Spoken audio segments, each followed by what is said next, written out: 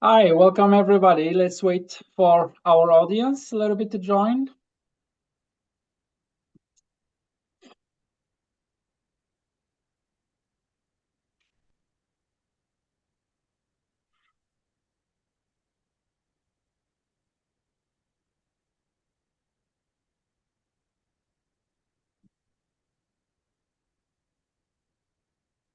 Okay, I see people are still joining. Let's give them a minute or two and we'll start.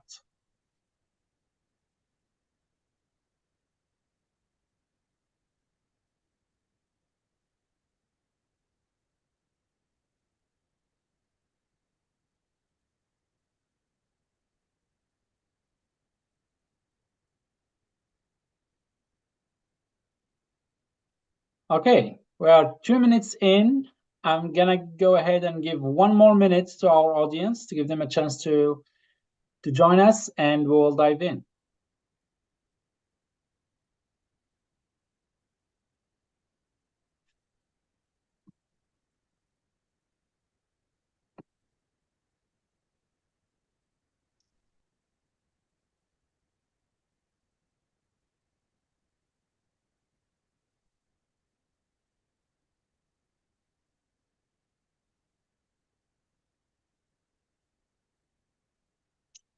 All right. Hi, everyone. Welcome to this month Dr. Jaspersoft session about Jaspersoft IO and cloud deployments. Happy to have you here with us, guys, and thank you for joining again our Dr. Jaspersoft series.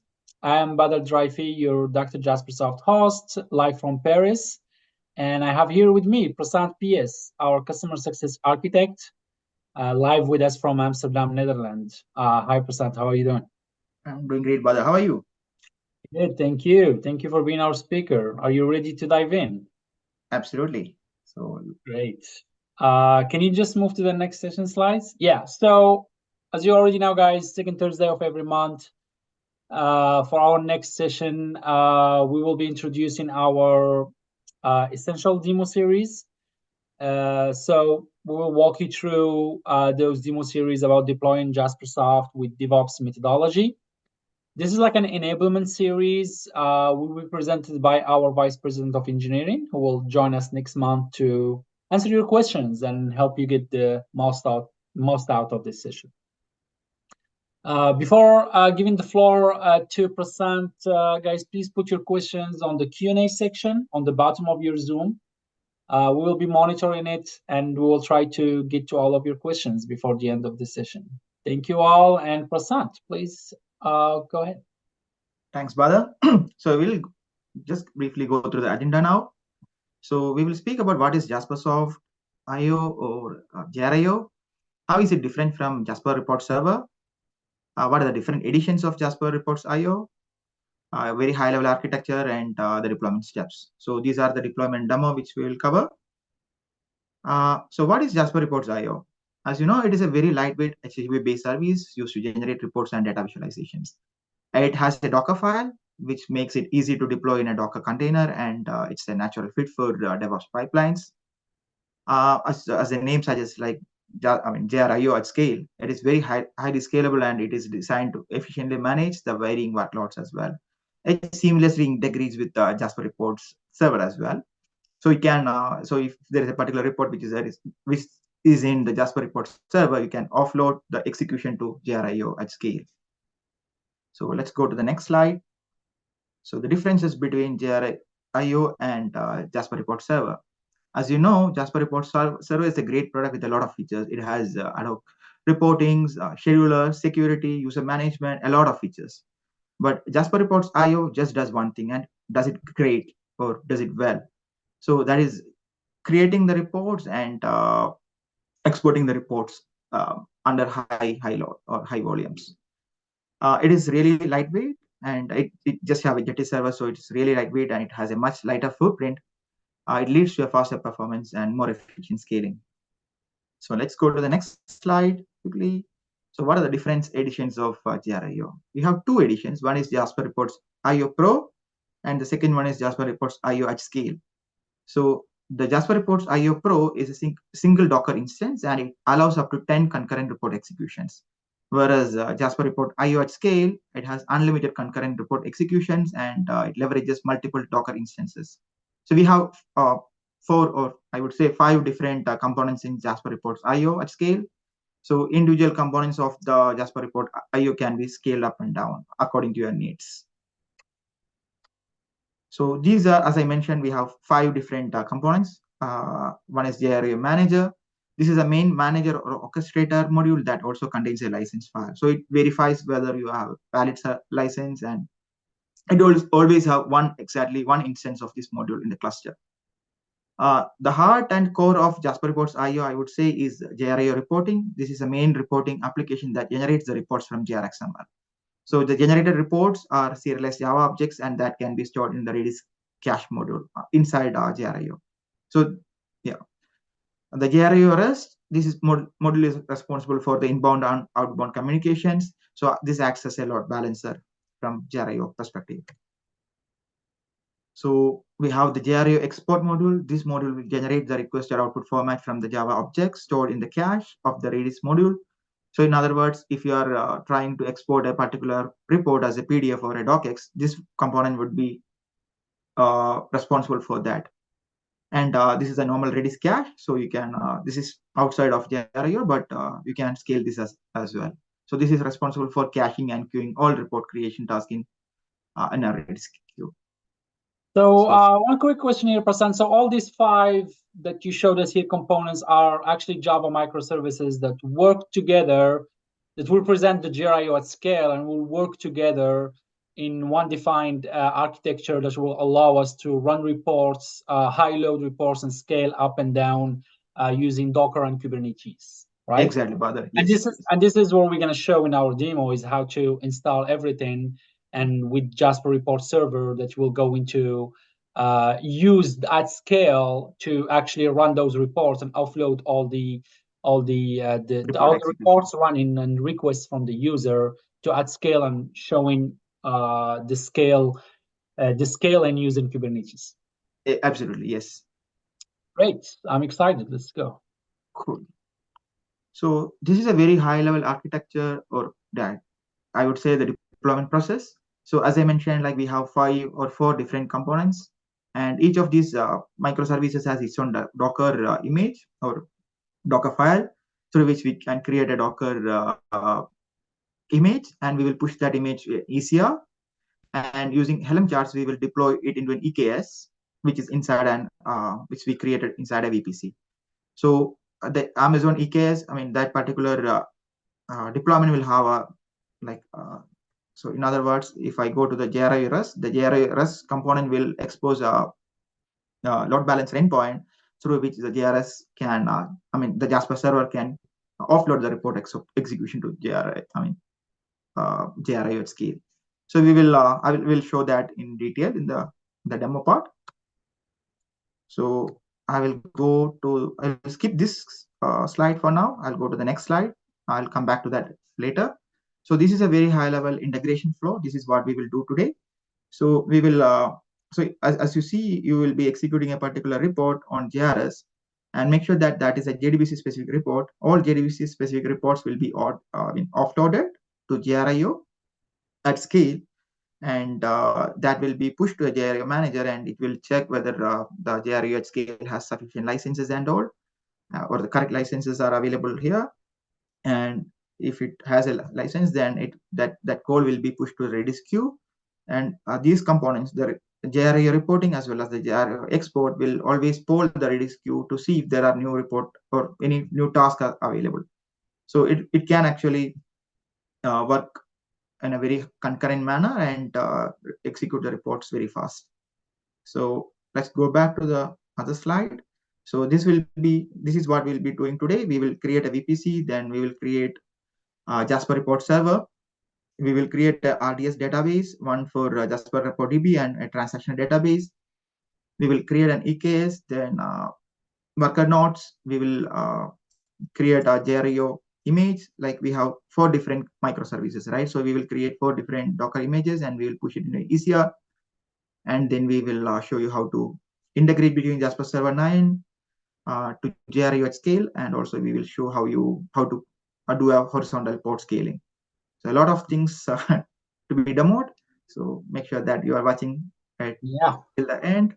So over to you, Bada. Great, thank you, Prasan. So guys, since as you can see, there's 11 steps here where you're gonna create dashboards for Kubernetes, where you can see all the pods and all the scaling going on. And in order to do that, there is a lot of tasks, a lot of commands that we need to run and wait for them in AWS and things like that. So we recorded that all for you so we can gain some time. It's still a little bit, it's like around 45, 50 minutes. So it will walk you through everything. And we're gonna push the recording right now, and you're going to see Prasant do all of these steps, and we're gonna be on the chat answering any questions you might have or anything until the recording finishes. Okay, so let me go and show our demo.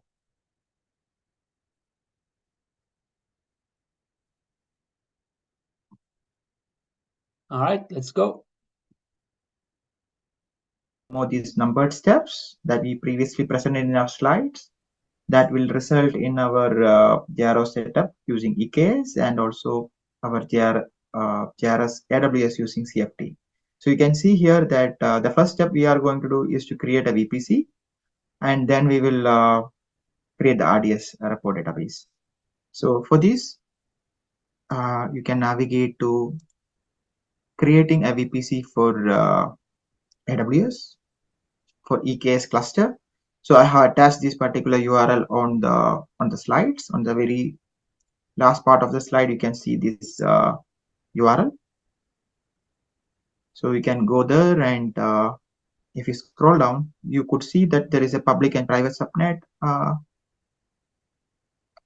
tab. You can click on it and go to here and select the CFT template. So now you can come back to CFT, search for CloudFormation, select CloudFormation. Now we'll create a new stack for the VPC. Yeah, I'm just using the Amazon S3 URL, which I took from the other tab. Click on next. I'm not making any changes here, so I'll just change use a stack name. For now, I'll use this as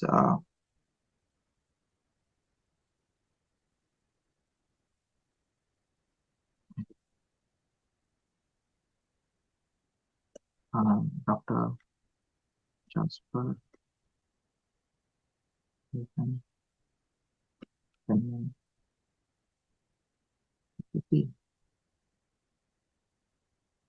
No, I'm not going to change any other values here.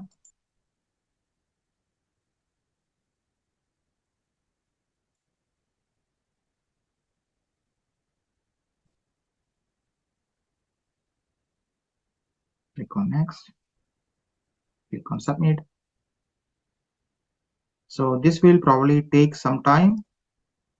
So what it does is like it creates all the network gateway, subnet, everything. So I think it is probably going to take like 5 minutes or so. So we'll wait for that to complete.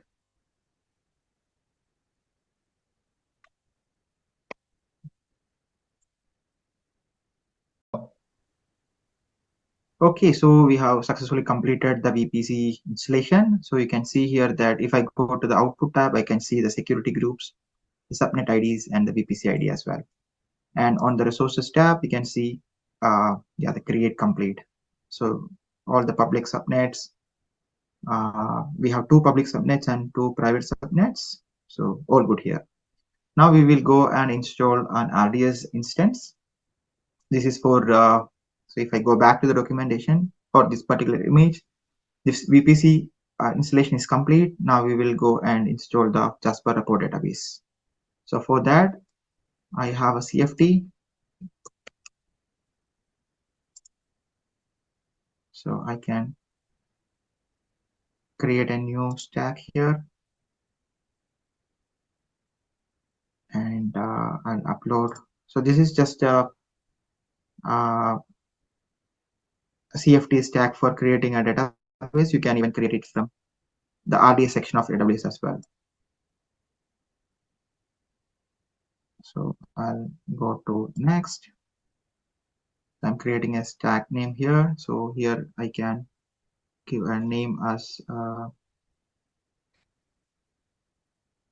maybe Jasper.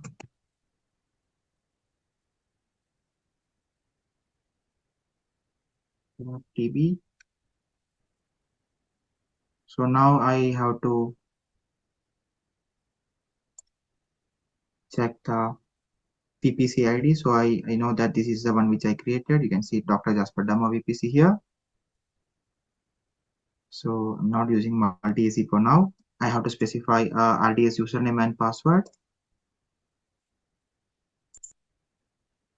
So the availability zones, I'm keeping it as US East 1A, 1B, and 1C. So the private subnet ID. So this is Dr. Jasper Demo VPC private subnet 1, and the second one is private subnet 2. So not that one, this one, Dr. Jasper Demo private subnet 2. So these are two different private subnets. Just verify it once again. So this is VPC Dr. Jasper Demo VPC. This is Dr. Jasper Demo VPC private subnet. All good. So I'll click on next. No changes here. I'll click on next.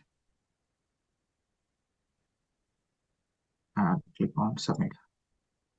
So this will create a database. So this is also going to take a bit more time. So we'll wait for this to complete. Okay, so we have successfully completed the installation of the database. So you can see, if I go to the resources, I can see the RDS database, the subnet group, VPC. And if I go to the output, I can see the host name of the database server. So probably we will have to actually use this during the setup of JRS, Jasper server. So now I will just keep it somewhere here. So this is the address. And the identifier is this. So just remove the things. Please.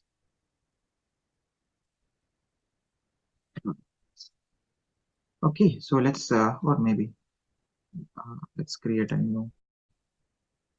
Let's duplicate this and let's go to. So if I go back to the documentation, so not documentation, the image, you can see that the VPC is created. Now the Jasper report data, like a database is created. It doesn't have anything specific to Jaspersoft yet. So that will be populated as you install the Jasper Server 9.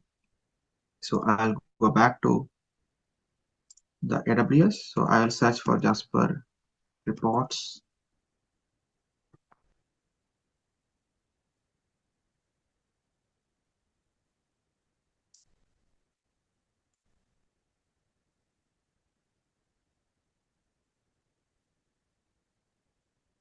Just go to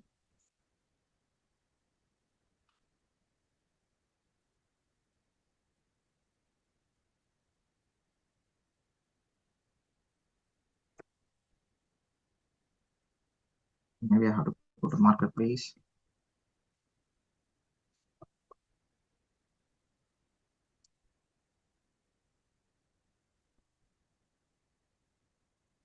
Let's see, that's Jasper.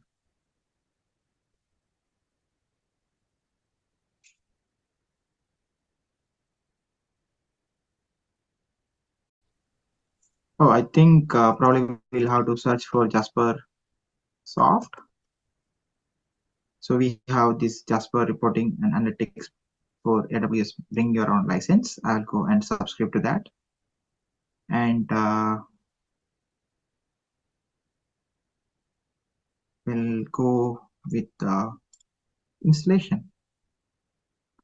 So here I'm going to select the CloudFormation template. I'm going with the Jaspersoft BYOL cluster. I'm selecting Jaspersoft version 9, which is the latest one. And with that, I'll continue to launch.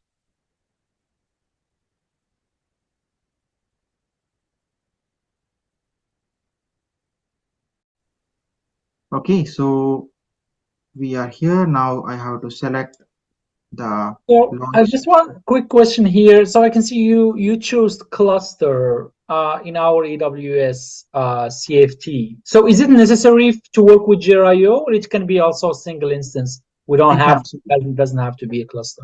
It doesn't have to be a cluster. It can also be a single instance AMI. All right, good. So we're just using cluster because it's way better in terms of carrying the load and managing the traffic. Great, thank you. Yeah, I'm going to launch the instance now. So here we have to just populate some details. I'm not going to change the S3 URL. Click on next. So I'll just name it as Dr. Jasper demo JRS 9. And the DB host, I will take it from here. This is my RDS instance. I'll copy the address and keep it here. I'm changing the database name as Jasper Server Dr. Jasper. I'm using the same Jasper username and password which I used to create the database. Now on RDS security group ID, I have to make sure that I use the correct VPC. I remember you named it as Dr. Jasper. So if you look for Dr. Jasper. Yeah, I'll just quickly go to the CFT and make sure that I'm using the correct one. So if I go to CFT, I can get the VPC ID from here, just to be sure. Yeah, that's probably better. It's the security group ID. It's in the output. You have it in the output. First one. Yeah, security. Yes. Thanks, Pada. So this is the security group. So I'm keeping the samples. Then I'm not going to change anything here. I'm just using my key pair name. So for network configuration, I'm using the Dr. Jasper demo VPC. Yeah, well, just FYI, so you're not changing the max instance count and the type of the machine, because this is just a test, right? But exactly, guys, that will be again on your own business use case. If you need more, like a server with more resources, you can increase the server that you're going to create in AWS via the CFT, and you can also here max instances account is how many accounts you need in your cluster. If it's a single instance anyway, and you're not using the cluster CFT, then you will not even have this option.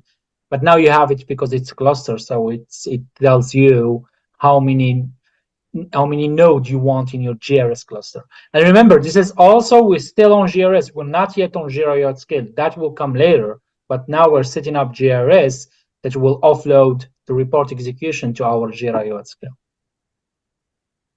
Thanks, brother. So I'll go with the load balancer subnet IDs. So I have to configure the public subnet. So here I'm going to take the Dr. Jaspersoft demo VPC public subnet 1. And I'm also going to take the Dr. Jasper demo VPC public subnet 2. Since I'm exposing this Jasper server to the outside world as well. So I'm just, maybe I can also select copy. So in case if I need to connect to the database, to the instance, I can provide my IP here. and I'll click on next. I'm not going to make any changes here. So go and we need to click on this. I acknowledge that this particular checkbox. Go to submit, and this also takes like maybe 5 or 6 minutes. So we'll wait for that to complete now. Okay, so our JRS 9 is successfully installed. You can see the getting started URL here. So far so good. Now I'll go back to the diagram. So in a nutshell, we completed the VPC installation. Then we created a database, RDS database. We installed a Jasper Server 9 and now connected that to Jasper Report database. So the next thing which we need to do is to connect to this data source, which is your reporting data source ideally. So in order for me to populate this particular data source, I have to connect to this data source through an instance which is inside this VPC. So I can do it in different ways. I can create a new instance and I can SSH into that instance, and from that I can connect to this. I can create a new database, which is your reporting data source. Or I can also connect to this Jasper 9 instance, and from that I can connect to the RDS data source, RDS, and create a transaction database. So I'm going to do that now. So I'll try to SSH into this Jasper server from my local, and will execute the corresponding scripts which creates the reporting data source, and then I will execute the DDLs and DMLs which creates the tables and sample data. Okay, so for that, Prasan, let me see if I get this right. So you, in order to create your transactional database, which is going to be our data source to generate the data for the reports. So you're going to create that database inside the same RDS server that you created for the Jasper Report DB. And in order to do that, you're going to connect through it. You're going to SSH into it using the Jasper Server 9 instance, because it's the only one that is publicly available, exposed through the VPC. Exactly, Bala. But that's just an option, right? Because you can always create a new RDS server when you can create your own data source and have your own ways to, like another EC2 instance or another way to connect through it without VPC, without even touching or going near the Jasper Server 9 own instance. Okay? Absolutely correct. Yes. All right. Got it. Great. Thanks. Okay. So now I'll go back to the EC2 instance. So this is our stack. I'll go to EC2 and let's see the instances.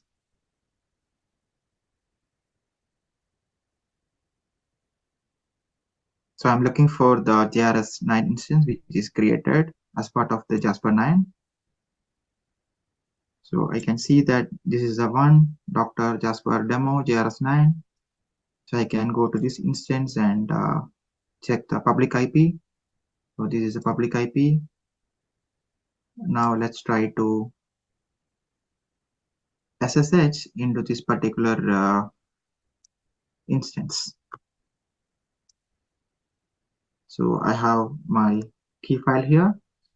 I'll go to command prompt and try to execute that from here.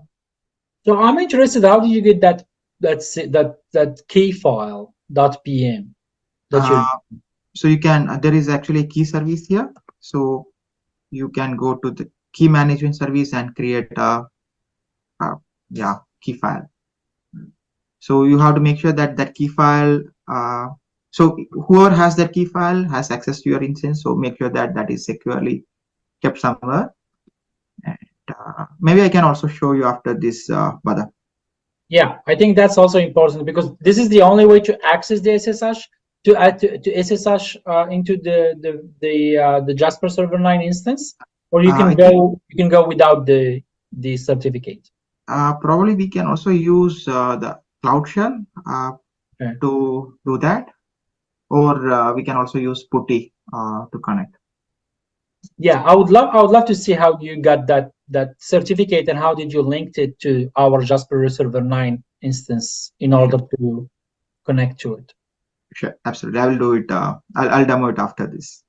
So as you can see, like when I executed the command, I'm inside the Jasper server instance. So now I'll try to connect to the database. So this is a command psql host demo. So instead of this, I'll have to provide my address, which is this. This is nothing but the host name of that RDS instance. So I'll copy this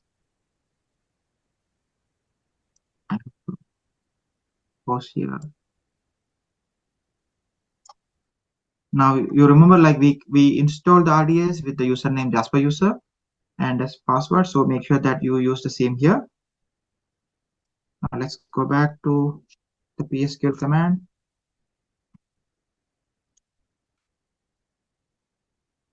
So ideally I should be able to connect to the instance.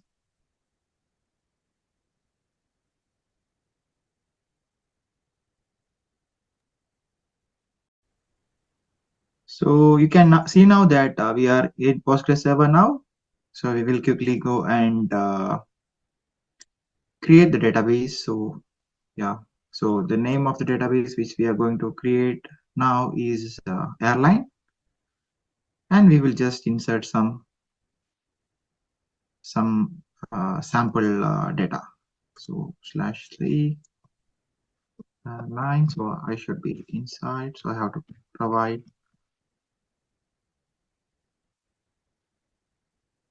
So now I'm inside airline database. I created some sample set of scripts. I mean the DDLs which will create the tables. So the create table is done. Now let's create one more table.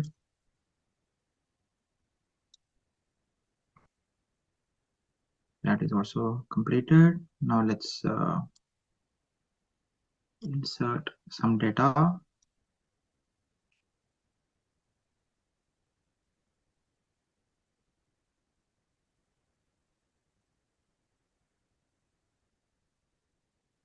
Let's query this.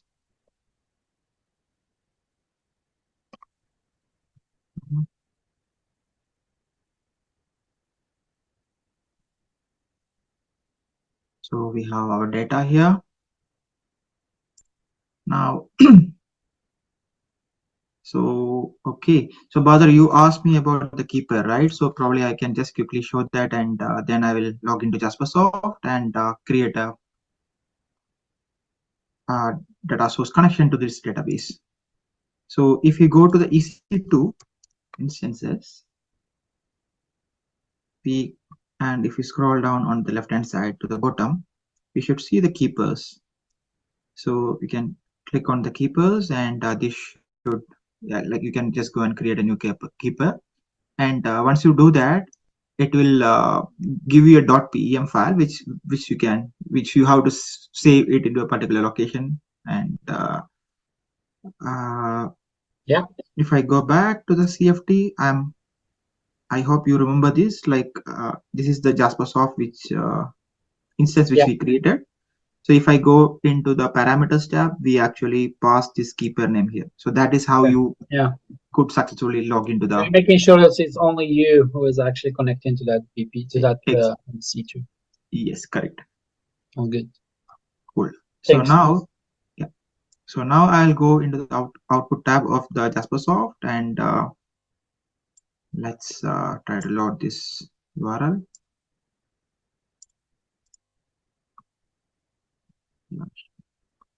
First. Sorry.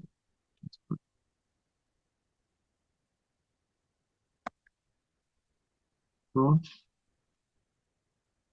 this should log me into the Jasper login page. So remember that the password should be the database password.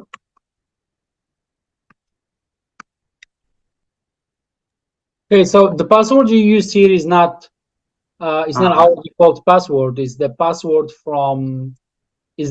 of the database. Yeah, for RDS system password database, which is used by Jasper Server as a super user password. Exactly. So when we created the Jasper database, we provided a RDS user and RDS password. So we have to use this password there. So I'm just retyping the database password.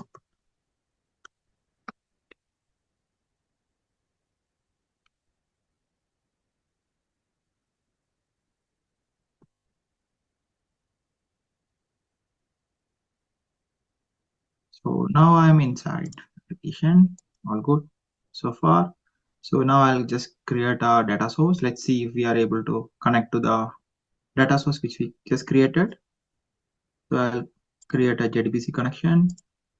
The endpoint should be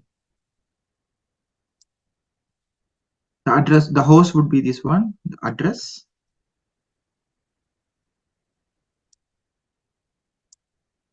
And the database name is airline, which I created. The username and password is also for user.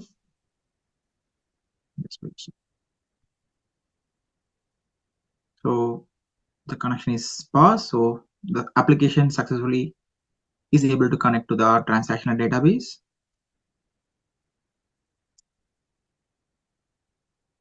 So I'll just save this as airline database.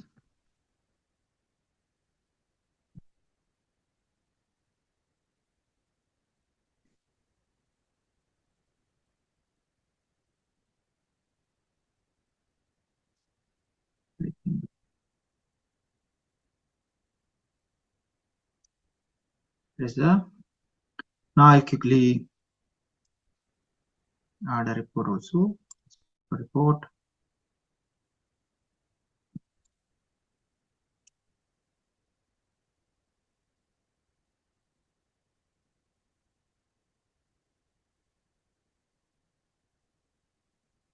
We have to pass the data source connection as well. So I'll go to the data source, select the repository, then go to the data source, select LNDB. Let's execute the report and see if it works.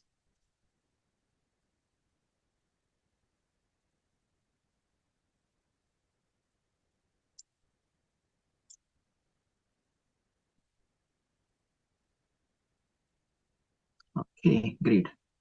So if I go back to the diagram, so we have successfully completed the VPC creation. The Jasper server data server is now installed. It is successfully able to connect with the Jasper reporting database. Now the reporting database is also created, and we connected from Jasper 9 to this reporting data source. So, and we could successfully able to see the reports. Now we are going to the more interesting part, which is the JRIO installation. So for that, first we will. Badar, do you have any questions at the moment, or we are all looks good. So this part is the JasperReports Server, which is the important. It's mandatory part, so we can launch JRIO at scale, which is gonna be behind JRS. Yes. So now we've done that also in the cloud, so that's good.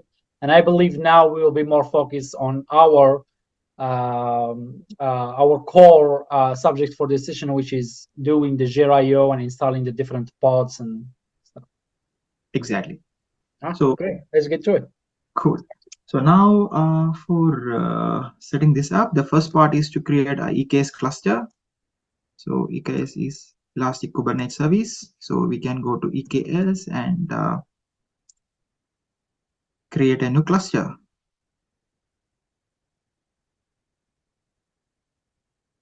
So I have an old cluster here. So I'll create a new one.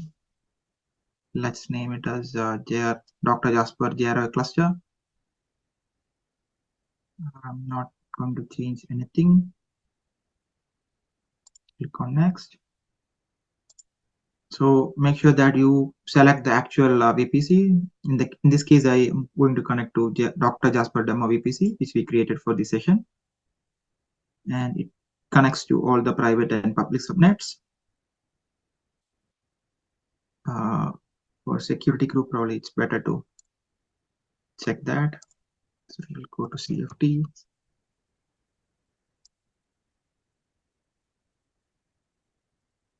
And let's go to the Dr. Jasper demo VPC. And this is a security group ID.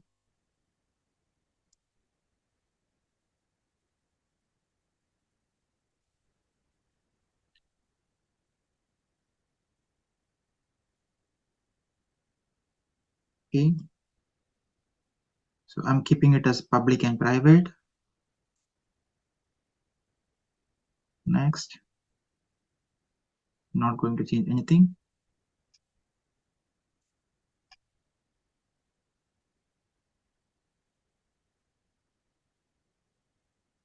So I think this is also going to take some time. So let's wait for this to complete.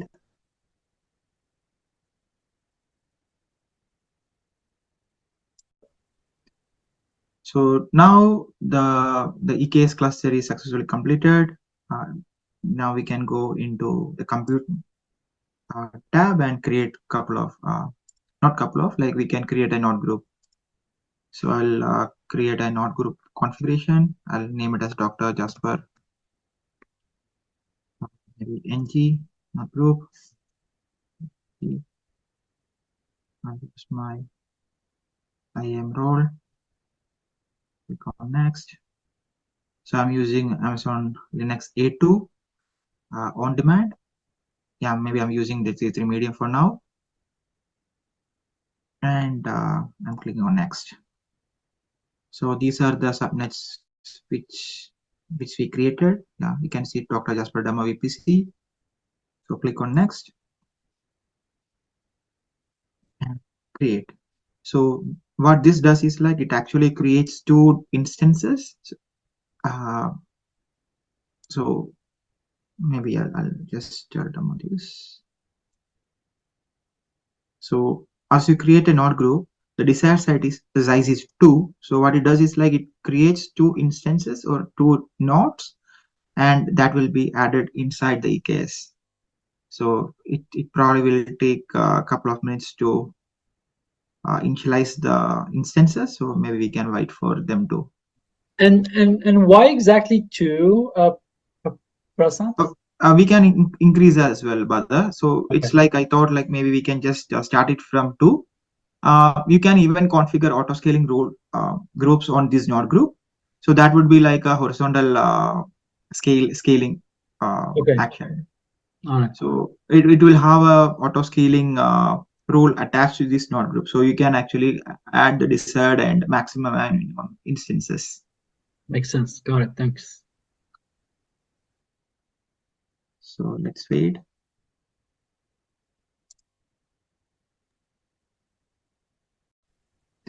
Okay, so the worker nodes configuration is completed now.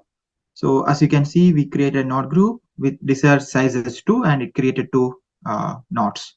Now quickly we can configure the JRIO specific folders. So for that, so if I go back to the documentation, so we created the EKS, we created the 2 nodes. Now we have to start with the JRIO Docker image creation part. So for that, I will go to the TIBCO JasperReports IO at scale. So you could actually download this from eDelivery once you purchase the product. So go inside JRIO. So we have, these are the different services which I was mentioning earlier. We have 5 different.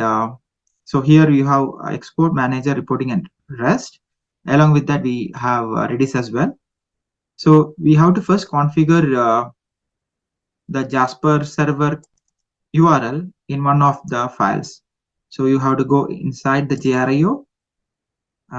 So you can search for application context jrs.xml. Go inside, open that particular file. There will be a server URL. So you have to provide your server URL there. So I'm copying my server URL. So this is the Jasper server URL. I have to.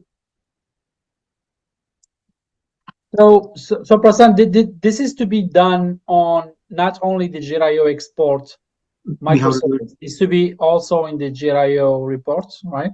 Yes, yes. So we have to do it on JRIO export Docker, reporting Docker. So that this will be here. The load balancer and the manager, I don't think they're needed, or are they as well? I think in manager we don't need it. Okay. But on the load balancer we do. So I have updated on the reporting. Then so, on the rest. And this is to allow JRS to offload the report execution and export to JRIO at scale, right? Yeah. So JRIO needs to know the server, I mean the callback server URL of Jasper server. So yeah, so I have updated the server URL in all the 3 files. So this is updated now, 11:41.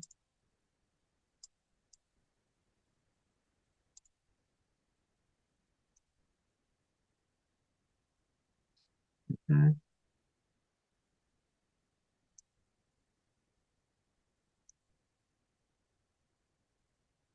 Okay, cool. So all good so far. Now we have to build the images. So for building the image, we can create a command prompt here, cmd, and I can execute the Docker build commands. So let me execute. So we do have the Docker files shipped along with the product as well. Yes. So if I go inside export, I can see a Docker file here. Okay, so there is a Docker file for each everything. Yes. Okay. So from here, I'm just referring to that Docker file, and I'm tagging it as veranda number 6. So if I execute this command, this should generate me an image, and we will have to do the same for the rest of the for microservices.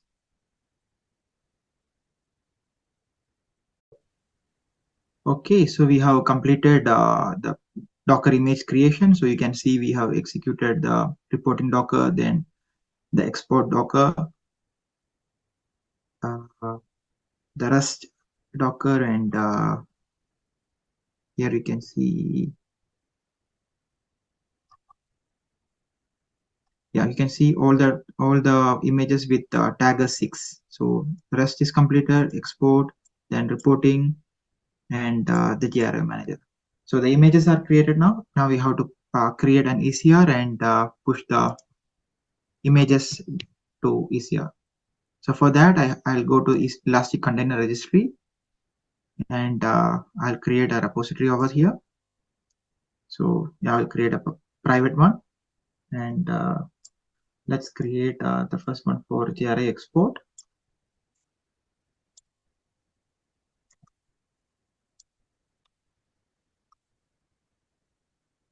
So yeah, so I'll create repository. Repository is created. In a similar way, I will have to create the repositories for JRIO manager, JRIO reporting, and JRIO rest. So this is the last one to be created. So I'll create this as well. So you can see that we have created JRIO export, JRIO manager, JRIO reporting, and JRIO rest for the ECR. Now we will just copy this, and we'll have to push the images to this ECR. So I'm just going to create the URL for that. So we can just wait for 1 more minute. Okay, so we have prepared the statements. So this is a command which we need to execute in command prompt for logging into the ECR. So I'll first execute this command, and let's see if I can log in.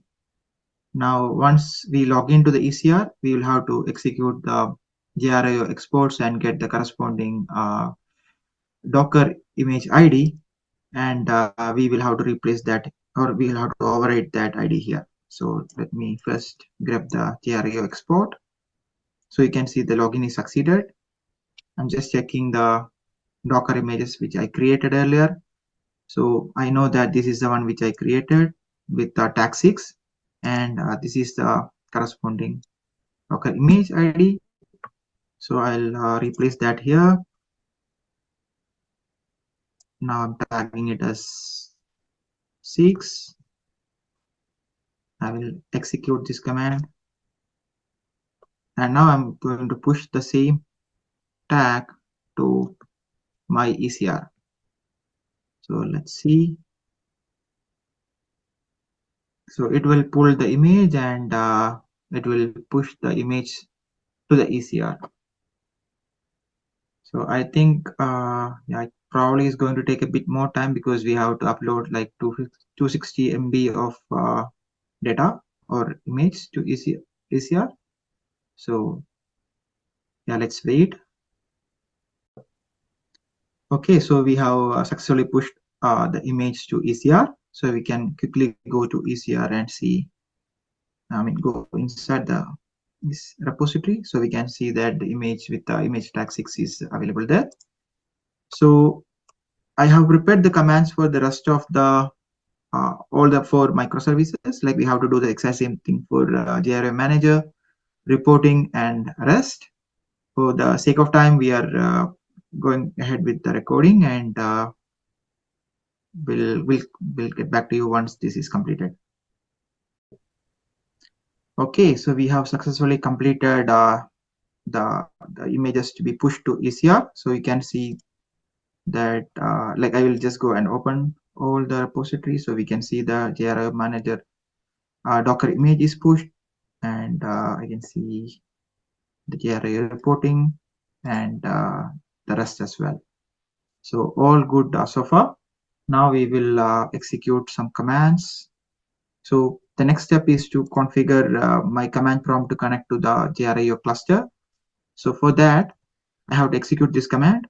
So what this does is, like, I'm telling my command prompt to configure there is a kubeconfig file. So it will point to my Dr. Jaspersoft, Dr. Jasper JRIO cluster. This is a cluster which we created earlier, which has my worker nodes. And can you just, President, can you show us where we are now on those steps that you showed us in the beginning? Okay. Sure. So to get ourselves positioned. Sure. So as I mentioned earlier, like we had we executed the JRIO export, and we saw that it was pushed. And later I executed the JRIO manager. It was successfully completed here. Then I executed JRIO reporting. It was also completed. At last, I executed the JRIO REST. So that is also completed. So yeah, I already showed the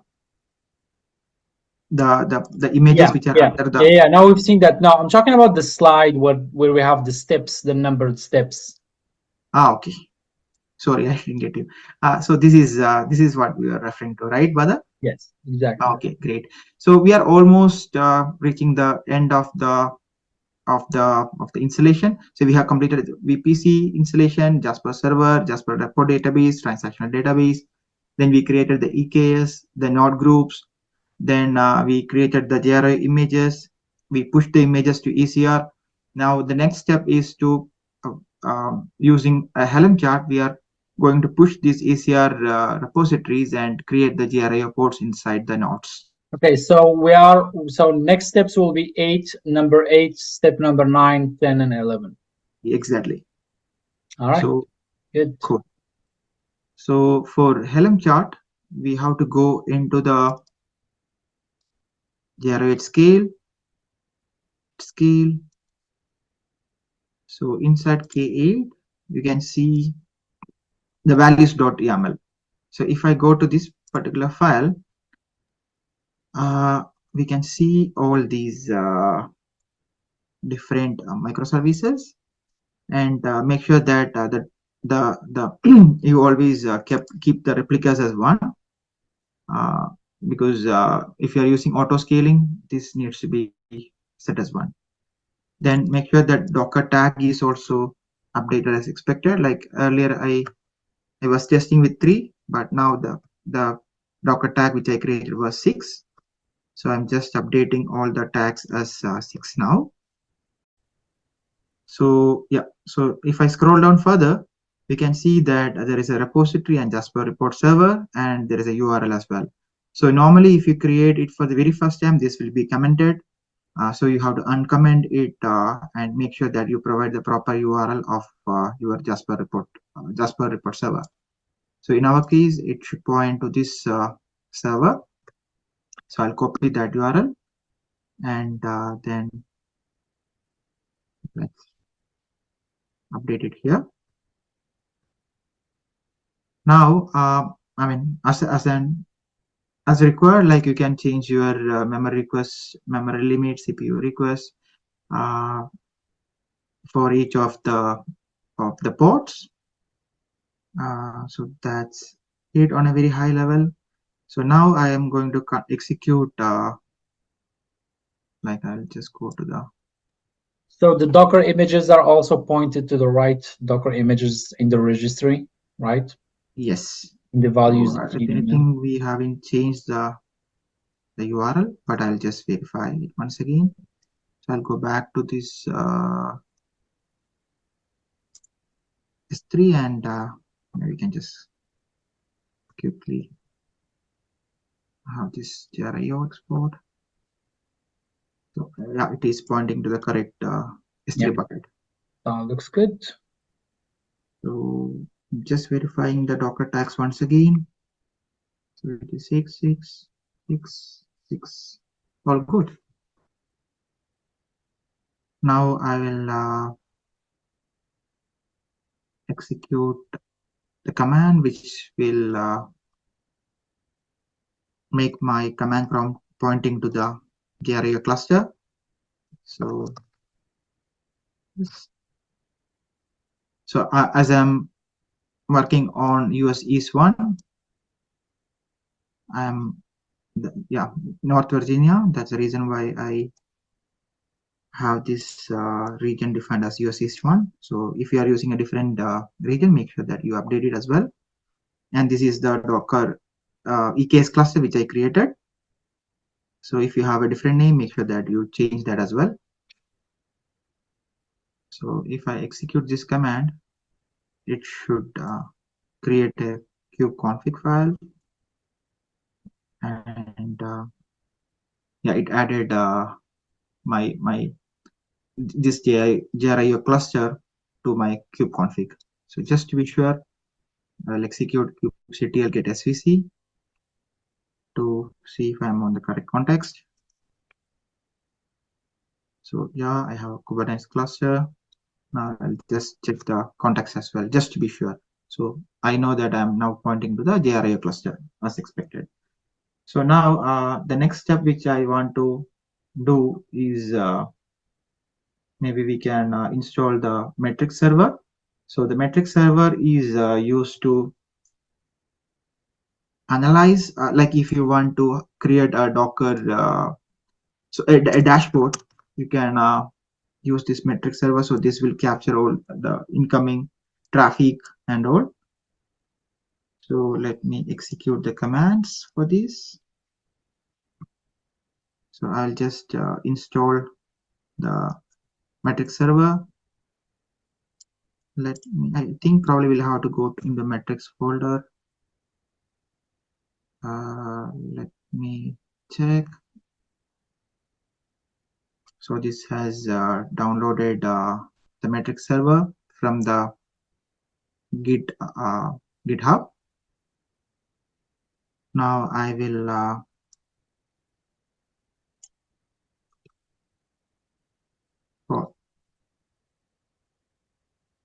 forward, like I'm making this metrics server up and running. So it doesn't have a dashboard found. Okay. Let me go back to the dashboard. So I'm going to create some dashboards as well. So these are the commands which I need. So earlier it complained about that the dashboard is not available. So let's create or download that dashboard from this URL.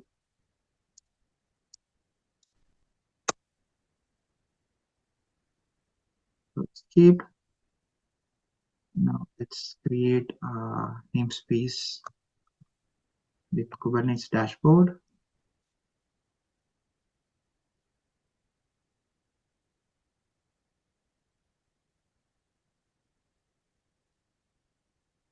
This is getting created now. And also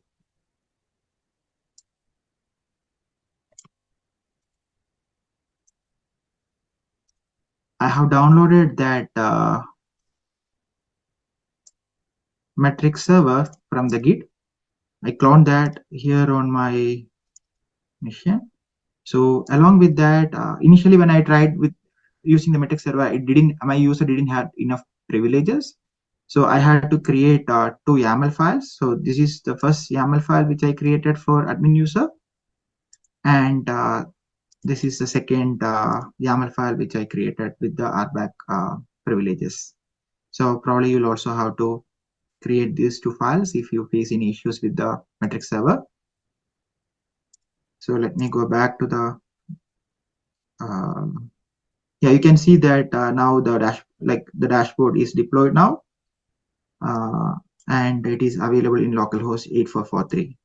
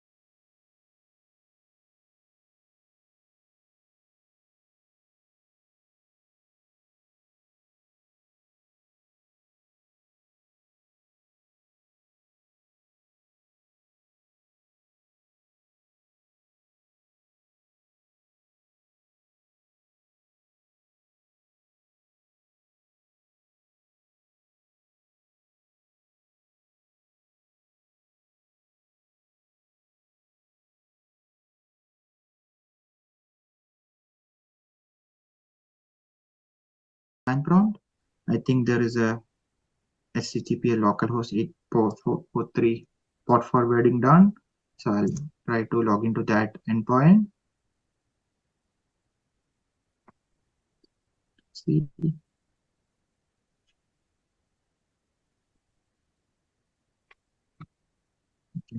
Just execute the command once again.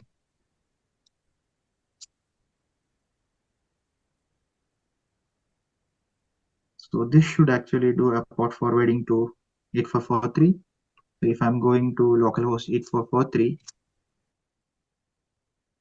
I should be able to see the metrics. So this will request bearer token. So you can use this command kubectl -n. This is the Kubernetes dashboard which we created, create token admin user. So if I execute this command, I have to take a new command prompt.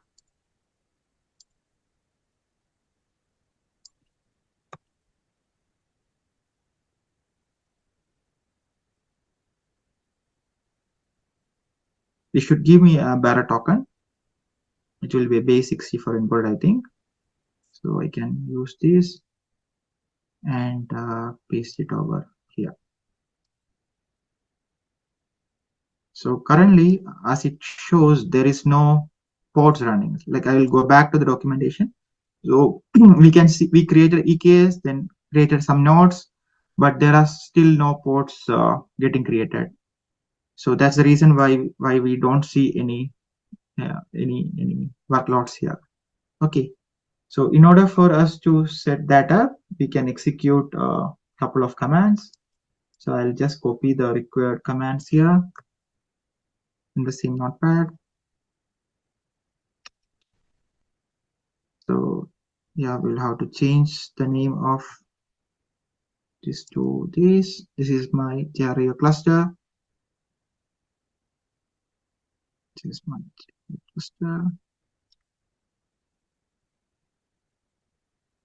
Okay, so now we'll just install this. So this is a command which actually creates the ports.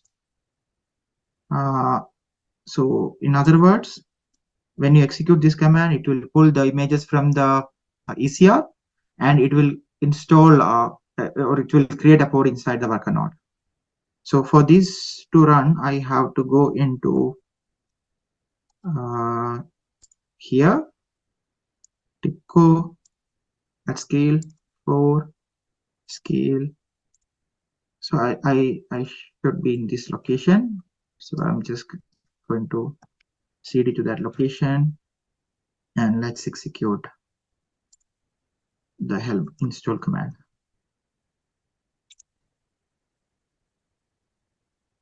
So let's probably will take 1 or 2 minutes. Yeah, it's ready.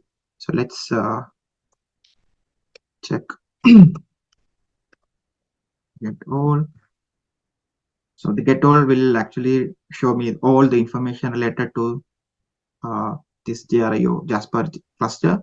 So we can see that the ports are getting initializing. So we can see that there is a JRIO export, JRIO manager, JRIO reporting, JRIO rest, and a Redis port. And manager is already up and running. We can see that JRIO rest, we have external IP as a load balancer here. I'll execute the kubectl get all once again.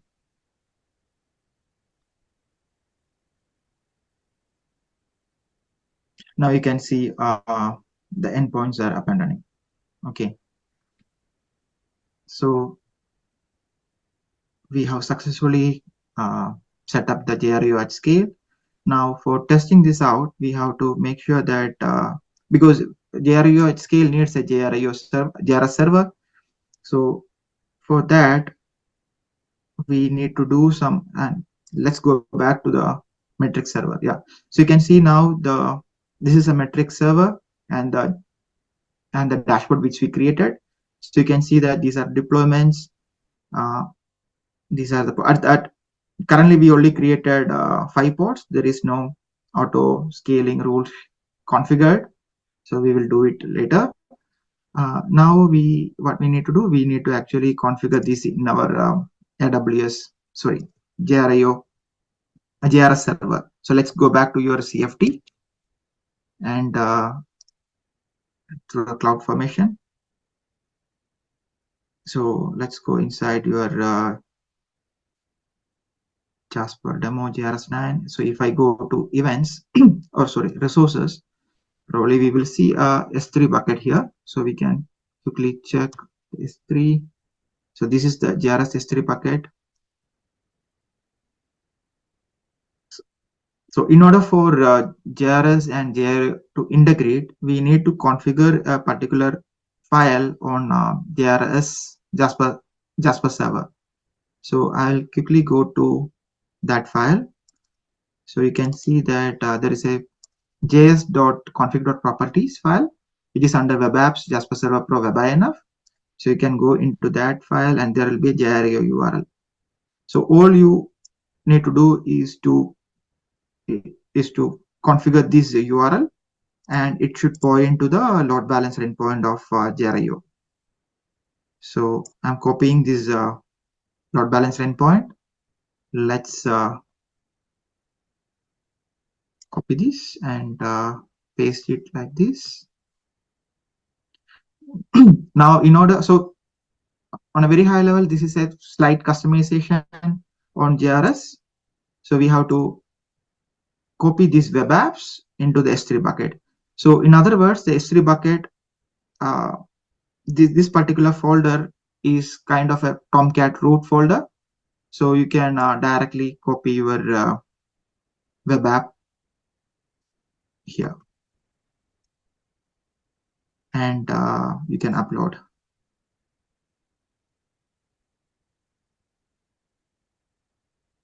So that's it. Now if I need to make this work, I have to restart the instance. So I'll quickly go to the EC2 instance and reboot the instances.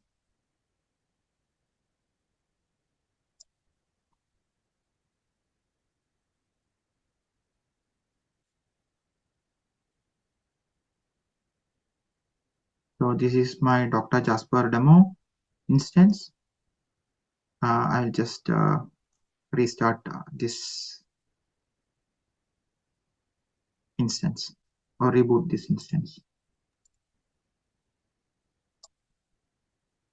So what this does is like it should actually take the latest file from the S3 bucket and it will update on top of this particular instance.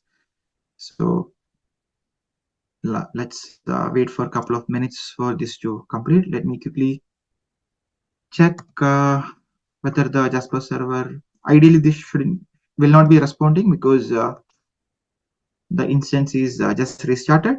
So maybe let's wait for a couple of.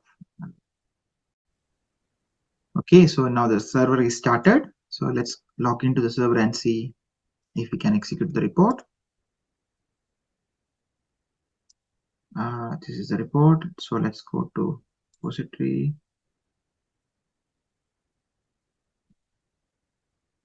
Airline report. I think this is going to fail. So we can quickly check the JRIO logs and see what is the problem.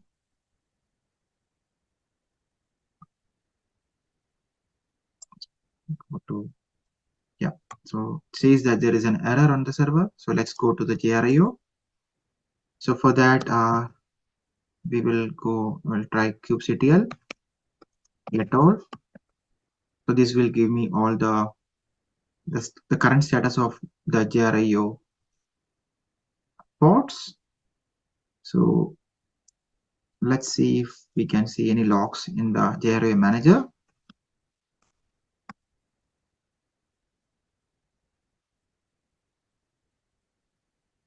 So you can use kubectl logs, and then if you provide that the port name, it will bring the logs. So it all looks fine here. So let's go to the reporting module, which is JRIO reporting. kubectl logs port name. So this should show me the actual error message. Yeah, we can see that there is some error happening. So let's go and check what it is. So we can see that the error is predominantly caused by connection attempt failed exception. So somehow the ports is not able to connect to the transactional database, which is or it is not able to connect to the data source. So let's go to that particular security group of the database. And if I scroll down, I don't see a security group for or access for this particular container. So for that, I will edit an inbound rule. I can add a rule. Let's give it as Postgres. And here I can select the security group of EKS. So this is the container security group. So let's save this. Now if I check it once again, I can see that EKS cluster SG Docker Jaspersoft Dr. Jasper JR cluster is present. Now let's go back to the report. Let's execute it once again. this time it should be able to connect to the database and retrieve the data. So now we saw that the JDBC specific reports are offloaded to JRIO for execution, and we could successfully execute the report in JRS. So we are almost reaching the end of the presentation. We have one more. We will actually demo you the HPA, which is a kind of a auto scaling. We have multiple scaling mechanisms like cluster auto scaling, HPA, and all. So here we will briefly show you the HPA. So here, just a question, Prasanth. So can you go to the dashboard and show us if anything happened here when you call JRIO? Sure. So I'll go to the ports. So let's go to the reporting, the rest. Yeah, so we can see some CPU usage there. Yes, yeah, there's peaks. Okay.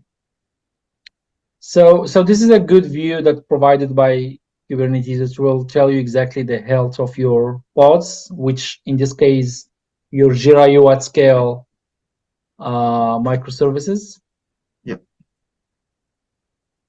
I'll go back to that, Bala. Sorry. Yeah. So it will give you a very high overview of your resources. Then probably maybe if you check the JRIO reporting, because we executed the reporting. Yeah. Let's check the health of JRIO reporting.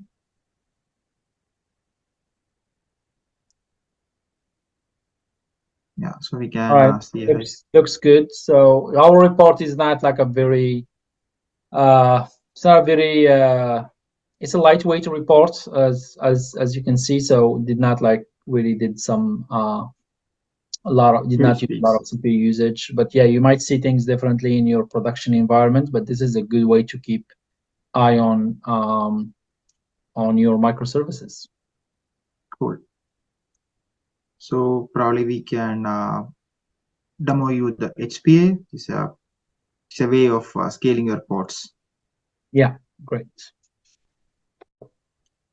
Okay, so now let us see how to configure the autoscaler. So here I am trying to configure the horizontal pod autoscaler. So for that, it's pretty simple. You can configure or execute this particular command. So what this does is like it is asking the application to autoscale based upon this particular rule. So here the rule which I am providing is whenever it reaches CPU percent of a particular pod reaches 20%, it has to increase it should increase or create one more new port for the JRIO reporting. So I will. This will be based on the CPA percentage, and can we change those rules? Can we say, for example, if the memory reaches a certain threshold or something like that? Yes, Badar, it is possible, but I think for memory we will have to write a different YAML file and configure the HPA through it. All right. But CPU percent is we can use that right away through this command. Okay, thank you. Okay. So let us execute the command. So you can also get the different deployments by typing kubectl get deployments. So that will give you the names of the deployments. So now you can see the horizontal pod autoscaler is scheduled or autoscaled. Now let's do a test. So for that I have created a sample Java program. This is using an executor framework, which will concurrently execute 50 reports to my Jasper endpoint. So this is my Jasper endpoint, and it is invoking the airline report. And I'm downloading that report as well. So let us execute this and see how it works. So can you show us how many instances are in right now in the Kubernetes? Okay. Yep. So currently we can see that there are only 1, 2, 3, 4, 5. Okay, so you auto scaled only the reporting microservice, right? Exactly. Yes. Okay, so normally with this load that you're triggering right now, JRIO reporting should get scaled if it reaches CPU 20%, right? Yes. Yes. Okay. So we can just see if it reaches 20% or not. I think I've seen another pod got created. Yeah, we have two this one. reporting. Exactly. Yeah. So you can see that one more pod just got created. So this way you can scale up and down dynamically. So yeah. So now we can see that there are 6 pods running. There are 5 deployments. Yeah. So yeah. And also you can do the same through manual configuration as well. So you can directly execute a command called kubectl scale deployment, and yeah, this also works. All right, good. Cool. So let us go old image. So we have created the VPC, then we created these sections, then we created EKS. Inside that we created the nodes, then we build the images, we pushed it to ECR when we configured the Helm chart, and we also configured the metrics server and autoscaling.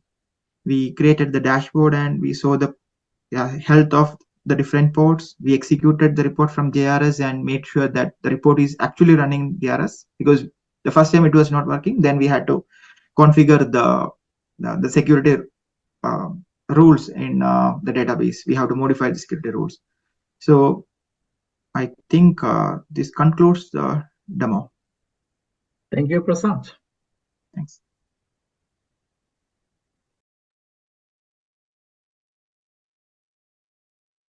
Okay, so I think I'll share my screen, brother. Yeah. Good. Let's go back to our slides. And yeah, so that was the demo for all the steps we went through for all the required steps to install to make work JRIO at scale, as you've seen with the installation of JRS in AWS, Kubernetes, and JasperReports IO at scale as well, and yeah, and the scaling up of our microservices. Yeah, if you can just go to the resources page, Prasant. Okay. Yeah, so this is our resources page, guys. So if you have any questions about customer success, or you want to see our previous recordings and slides, any questions you might have, you want to check our articles and questions, go to community answers. Prasad put here all the additional links for today's presentations, so you have them there. And there's also an article that we created just for this session. It will show you how to create the Kubernetes dashboard with the pods, when you can see the pods running and the nodes, and check your microservices health. That will focus only on that part because it's not on the documentation. This is just one of the ways when you can create a dashboard and metrics for your EKS, and this is one of them. We showed it to you here, but again, it can be anything else that you might have in-house or something that you can use, other tools that you can use. And that would be all. Thank you all for joining, and hope to see you next week for next month. Sorry, the second Thursday of next month for our engineering enablement series for DevOps. Thank you all. Thank you, Prasad, for this rich presentation. Thank you. Bye. Bye.